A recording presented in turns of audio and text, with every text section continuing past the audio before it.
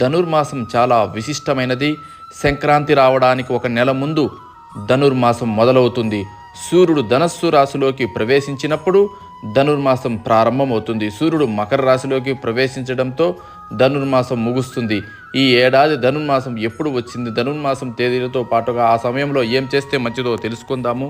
ధనుర్మాసం ఈసారి 2025 డిసెంబర్ 16వ తేదీ మంగళవారం నుంచి మొదలవుతుంది. 2026 జనవరి 14 అంటే భోగి రోజుతో ధనుర్మాసం పూర్తవుతుంది. మకర సంక్రమణం జనవరి 14 రాత్రి 9 గంటల 11 నిమిషాలకి ప్రారంభమవుతుంది. జనవరి 15 సంక్రాంతి పండుగ వచ్చింది. ఆ రోజు నుంచి ఉత్తరాయణ పుణ్యకాలం మొదలవుతుంది. ధనుర్మాసంలో తప్పకుండా పాటించవలసినవి: ఉదయం సాయంత్రం 2 సార్లు ఇంటిని శుభ్రం చేసుకుని దీపారాధన చేయాలి. మహాలక్ష్మి కటాక్షం కలగాలంటే తప్పకుండా దీనిని పాటించాలి. అలాగే ధనుర్మాసంలో విష్ణువుని ఆరాధిస్తే సకల శుభాలు కలుగుతాయి.